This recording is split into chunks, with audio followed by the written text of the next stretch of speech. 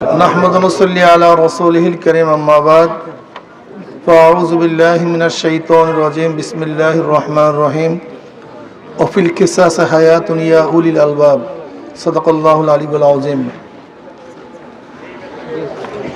আপনারা জানেন এখানে আমরা কেন উপস্থিত হয়েছি।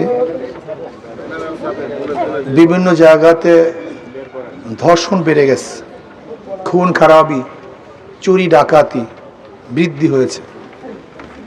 এর কারণটা কি? আমি মনে করি দুই একজন ধর্ষককে শুধু ফাঁসিতে দিলেই ধর্ষণ বন্ধ হবে না। ধর্ষণ কেন হচ্ছে এই কারণ উদ্ঘাটন করতে হবে।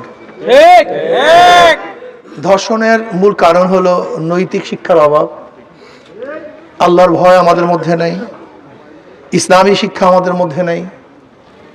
ধর্ষণের মূল কারণ হলো ধর্ষণের প্রতি উৎসাহিত করা হচ্ছে।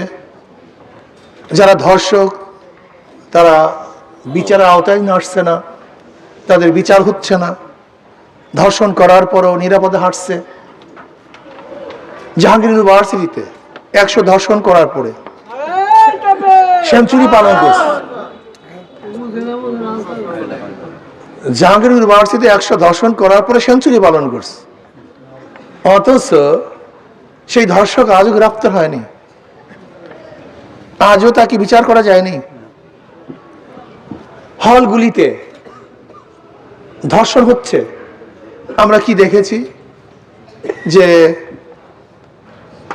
ছোট বাচ্চাদেরকে, শিশু বাচ্চাদেরকে অবৈধ গর্ভপাতের মাধ্যমে ট্রাঙ্কের মধ্যে আবদ্ধ করা হচ্ছে, ড্রেনের মধ্যে বাচ্চাদেরকে ফেলে দেওয়া হচ্ছে, বালির চাপা দিয়ে বাচ্চাদেরকে মারা হচ্ছে।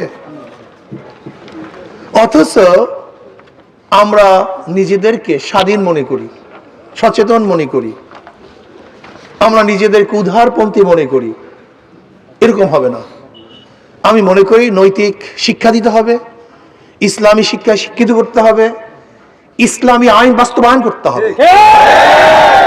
ইসলামী আইন, কোরআন সুন্নাহর আইন বাস্তবায়ন ব্যতীত ধর্ষণ বন্ধ করা সম্ভব নয়। এর জন্য আমি দাবি করবো, আসুন বাংলাদেশের গোটা জনগণ যদি ধর্ষণ বন্ধ করতে চান, চিরতরে ধর্ষণ উৎখাত করতে চান, তাহলে কোরআন সুন্নাহর আইন বাস্তবায়ন করুন, ইসলাম হুকুমাত কায়েম করুন। ধর্ষকদের আশ্রয় নয়, তাদেরকে বিচারের আওতায় নিয়ে আসেন। আমি অন্তর্বর্তী সরকারকে বলবো, যদি এই ধর্ষকদের বিচার না করা হয় তাহলে বাংলাদেশের জনগণ এমন আন্দোলন করবে যে আন্দোলনের মাধ্যমে তারা নিজেরাই বিচার হাতে তুলে নিতে বাধ্য হবে। কাজে আমরা চাই না যে জনগণ নিজেরা বিচার করুক, বিচার নিজেদের হাতে তুলুক, এটা আমরা চাই না। আমরা চাই জনগণের আদালত না করতে হয়। যদি আপনারা ব্যর্থ হন তাহলে জনগণ আদালত করে জনমঞ্চে ধর্ষকদের বিচার করবেই করবে ইনশাআল্লাহ। কাজে আসুন আমরা সম্মিলিতভাবে, ঐক্যবদ্ধভাবে ধর্ষকদের বিরুদ্ধে, লুটারদের বিরুদ্ধে, দুর্নীতিবাজের বিরুদ্ধে, ডাকাতদের বিরুদ্ধে, জালেমদের বিরুদ্ধে, খুনিদের বিরুদ্ধে ঐক্যবদ্ধ হয়ে ইনশাআল্লাহ আন্দোলন করব, সংগ্রাম করব।